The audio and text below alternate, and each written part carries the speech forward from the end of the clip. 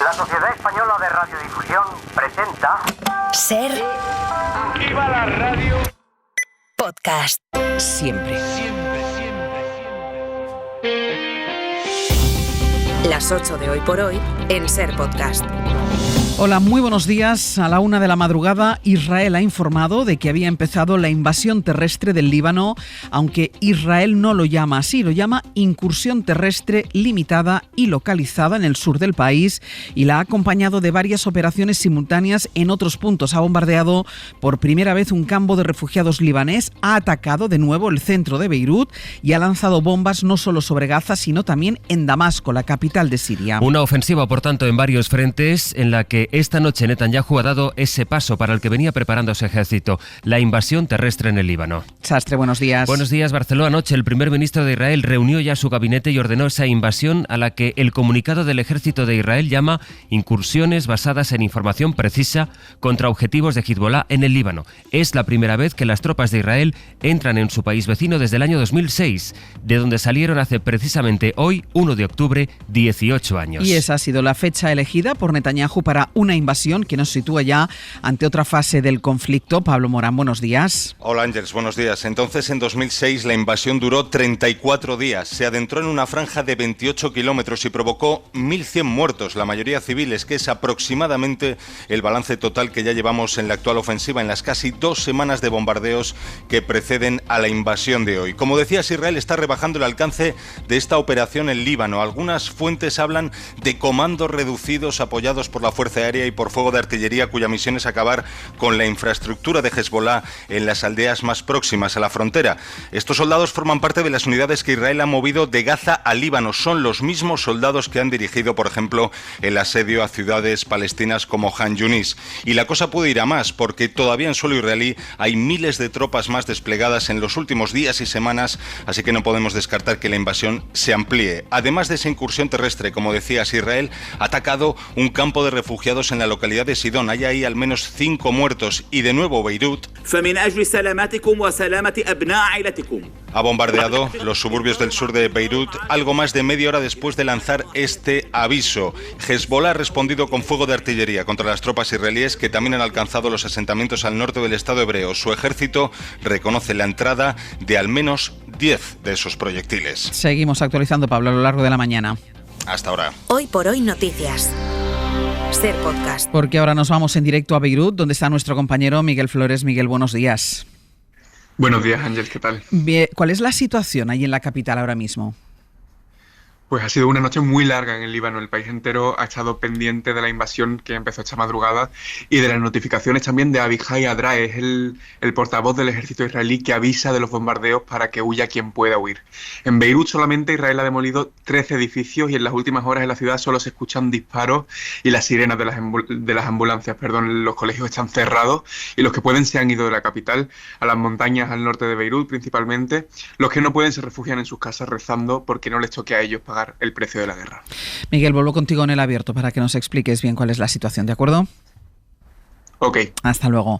Parece difícil pensar que Netanyahu haya dado este paso sin consultar antes a Washington, que tiene su propio contexto electoral, a unas semanas, ya saben, de las elecciones presidenciales que enfrentan a Kamala Harris con Donald Trump. La Casa Blanca ha hablado también de incursión, evitando pues el término invasión. Esta madrugada, el secretario de Defensa de Estados Unidos ha hablado con su homólogo israelí y, según el Pentágono, estaban de acuerdo en que hay que desmantelar la infraestructura de Hezbollah. Estados Unidos mantiene su apoyo a Israel. Corresponsal en Washington, Sara Canals. Buenos días. El jefe del Pentágono le ha asegurado que Estados Unidos mantiene su apoyo firme a Israel y a su derecho a defenderse y que respalda la necesidad de desmantelar la infraestructura de Hezbollah a lo largo de la frontera para evitar ataques como el que perpetró Hamás el 7 de octubre. Ha insistido también en encontrar soluciones diplomáticas, pero advirtiendo a la vez que si Irán decide atacar directamente a Israel habrá consecuencias. Y esa advertencia se traslada en el terreno. A medida que la tensión ha escalado en estos últimos días, Estados Unidos ha ido reforzando sus tropas en Oriente Próximo a modo disuasorio para rebajar la tensión, y así se lo ha trasladado hace unas horas Lloyd Austin a Yoav Gallant, a quien ha asegurado que Washington está bien posicionada para defender a su personal, a sus socios y aliados frente a cualquier amenaza, tanto de Irán como de sus organizaciones terroristas. Allí en Estados Unidos, de hecho, ha contado esta madrugada la NBC que por la información que tienen en Washington no esperan una respuesta inminente de Irán. De hecho, no han visto que Teherán haya dado pasos para contestar, al menos con rapidez, a esta incursión dentro del Líbano y a los ataques a Hezbollah, a pesar de los avisos de Irán de que se reserva el derecho a hacerlo. Pues esa es la otra pregunta para esta mañana, Bayo, si hay reacción de Irán o de otros países de la zona que se asoman ahora a esta escalada. Pues por el momento no la hay. Teherán guarda silencio sobre esa invasión terrestre, aunque el portavoz del Ministerio de Exteriores iraní, Nasser Kenani, confirmaba en las últimas horas que su gobierno no tiene previsto enviar tropas a Líbano ni a territorio palestino por el momento, aunque sí promete cortar las manos y los pies de quienes agredan los intereses de Irán y de sus aliados regionales. Amenazas dialécticas que se suman a la intensificación de las acciones militares sobre el terreno en el sur del Líbano. Horas antes de la invasión israelí le han preguntado al portavoz del secretario general de la ONU, que una vez más ha pedido una desescalada, revertir las acciones militares y buscar la vía diplomática, una petición similar a la que trasladan otros países como el nuevo gobierno de Japón y Emiratos Árabes Unidos, que habla de un apoyo inquebrantable a la unidad del Líbano. Había advertido ayer Josep Borrell de las consecuencias que tendría una invasión terrestre sobre el Líbano. A esta hora en Bruselas, Enrique García, buenos días. Hola, buenos días. ¿Hay algún tipo de reacción? De momento la reacción oficial sigue siendo las palabras anoche del alto representante, horas antes del comienzo de la invasión, en la que sin mencionar de forma explícita a Israel hacía un llamamiento directo a evitar lo que define como una intervención adicional que, en palabras del jefe de la diplomacia, agravará de forma dramática la situación en Oriente Medio.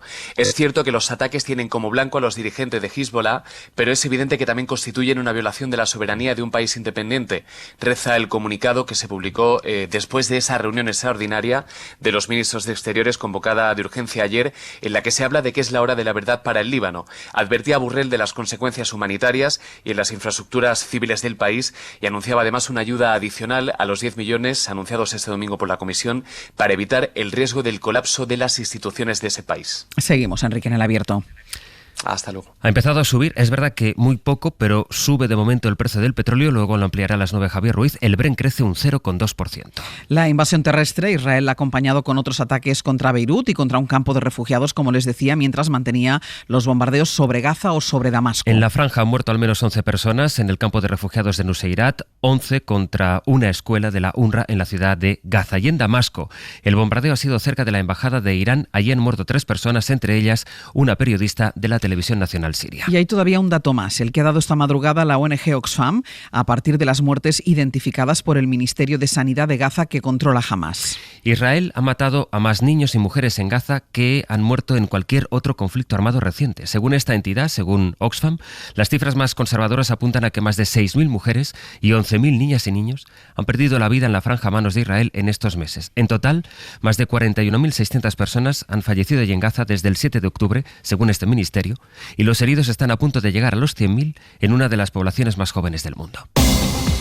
La incursión de Israel en el Líbano es la noticia con la que empieza octubre, arranca un nuevo mes que aquí en España nos trae cambios económicos. Porque desde hoy en España se vuelve a pagar el IVA al comprar el pan o la leche, al comprar huevos, fruta, aceite de oliva. Empiezan a levantarse las medidas para controlar la inflación y estos productos, estos alimentos básicos, van a pasar a tener desde hoy un IVA del 2% y a final de año recuperarán el tipo impositivo que tenían antes de las bonificaciones. Las organizaciones de consumidores no creen que sea el momento de aplicar esta medida, Carlos Sevilla. La OCU considera que no es momento de retirar la bonificación del IVA porque el poder adquisitivo de los consumidores sigue impactado después de tantos meses de inflación.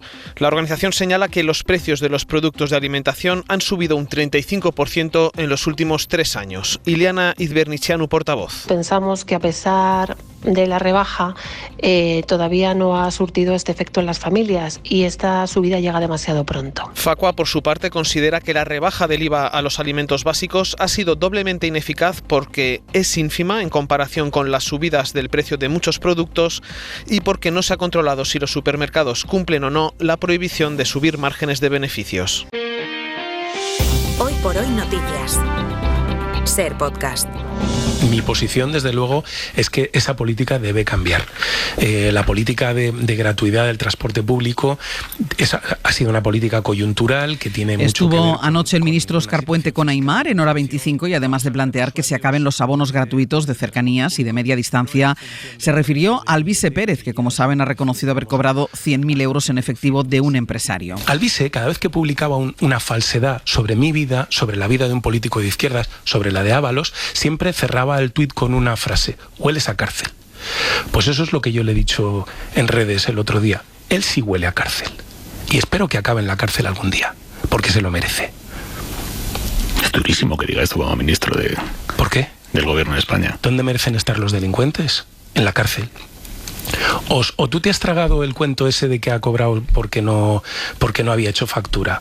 No, hombre, está dando una explicación tratando de eludir su responsabilidad penal, que es el delito electoral que en este momento se le está investigando. Vox, por su parte, admite que financió sus campañas electorales del año pasado con créditos que le concedió un banco húngaro que ha sido relacionado con el primer ministro de ese país, Víctor Orbán. Sara Selva, buenos días. ¿Qué tal? Buenos días. Lo que argumenta la formación de Santiago Abascal, sin aportar pruebas, es que recurren a entidades extranjeras para financiarse porque aquí en España los bancos no quieren darles créditos. En 2023, Vox recibió un préstamo de más de 9 millones de euros para financiar la campaña de las generales y municipales. En sus cuentas anuales explica eso, que tiene esa deuda con un banco, pero no aclara qué banco es. Y eso, tal y como publicó El País, incumple la ley de financiación de partidos políticos. Las formaciones tienen que explicitar en las cuentas las entidades que les conceden los créditos. Es lo que hace el PP o el PSOE cada año. Pero Vox lo ocultó en la información que publicó en su web y en la que mandó a sus afiliados. Ahora reconoce que fue un banco húngaro el que les financió, aunque lo desvincula de Víctor Orbán y dice que lo volverán a hacer si es necesario. Y sobre la situación en los campos de fútbol después de los incidentes que un grupo de radicales protagonizó el domingo en el Metropolitano de Madrid, la Policía Nacional lleva varios años alertando del aumento de incidentes violentos relacionados con grupos ultras. Muchos de ellos están en el radar de los investigadores y algunos de los más violentos siguen actuando en Madrid. Javier Bañuelos, buenos días. ¿Qué tal? Buenos días. Y entre los más violentos... Y no solo los más violentos...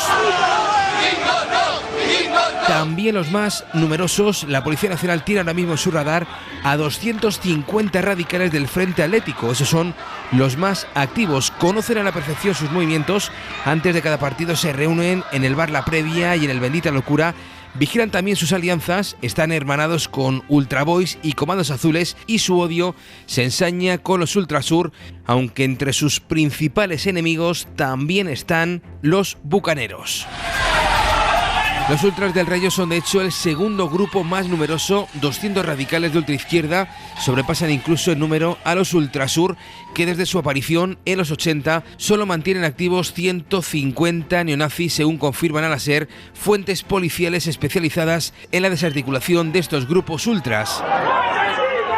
Solo en las 2 últimas temporadas de fútbol la policía ha detenido a 305 radicales, entre ellos miembros de Orgullo Numantino, Ligallo Fondo Norte, Indar Gorri y también Gueto 28. La Junta de Andalucía repartió a dedo más de 450 millones fraccionando contratos de forma indebida para eludir la ley. Es la conclusión a la que ha llegado la intervención general de la propia Junta, según informa esta mañana el diario.es. Sevilla, Diego Suárez, buenos días. Sí, buenos días. De esa forma la Junta de Andalucía repartió a dedo esos 458 millones a empresas de la sanidad privada en 2021. Según el diario, los auditores amenazan al gobierno de Juan Manuel Moreno con elevar un informe de actuación al apreciar indicios delictivos. Fuentes del gobierno andaluz consultadas por la SER defienden ese fraccionamiento de contratos. Dicen que es un procedimiento habitual para garantizar la prestación de un servicio sanitario tras la pandemia. La oposición lo considera un escándalo. El PSOE ya anuncia que irá a los tribunales. La Audiencia de Madrid aplazó ayer su decisión sobre el caso Begoña Gómez por un error del juzgado de Juan Carlos Peinado. En la SER les estamos contando desde ayer las razones que esgrime la Complutense de Madrid para cerrar la cátedra que dirigía Begoña Gómez. Alega el daño a la imagen de la universidad y también que esa cátedra no ha cumplido sus expectativas, ni económicas ni académicas. Pedro Jiménez. Son 3 los motivos por los que la Universidad Complutense cierra la cátedra que codirigía Begoña Gómez. El primero, el perjuicio a la imagen y la devaluación reputacional y de prestigio de la universidad como consecuencia del procedimiento judicial que han activado 5 acusaciones populares de ultraderecha que coordina Vox. La segunda razón es la baja demanda que ha producido que se cancelen todas las ediciones online e incluso una presencial de este máster. En las otras 3 presenciales nunca se ha llegado al número de 20 alumnos que se ofertaba. Y el tercer motivo son los bajos ingresos que genera para la Complutense. El precio por matrícula es de 7.200 euros, pero los ingresos por el canon no han llegado a los 37.000. Y eso sin contar, dice el escrito al que ha tenido acceso la SER, que se están usando los recursos de la Escuela de Gobierno de la Complutense.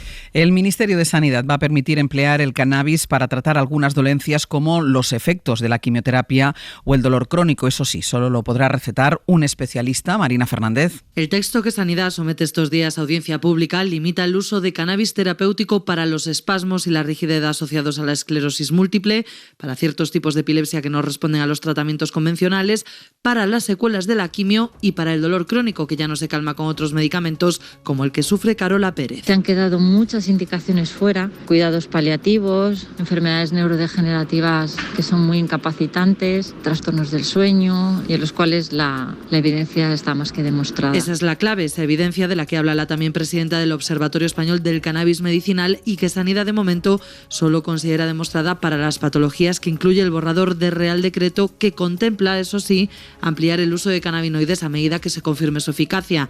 También dice que solo los médicos especialistas de esas enfermedades van a poder recetarlos. Cuando tienes una lista de espera de 19-20 meses, el paciente evidentemente no va a esperar y va a acabar en el mercado negro, ¿no? Critica a Carola Pérez, que tampoco entiende por qué solo se van a poder comprar los preparados de cannabis en las farmacias hospitalarias. Y en 10 minutos el abierto. Y con Víctor Lapuente, Estefanía Molina e Ignacio Escolar. Para no perderte ningún episodio, síguenos en la aplicación o la web de la SER, Podium Podcast o tu plataforma de audio favorita.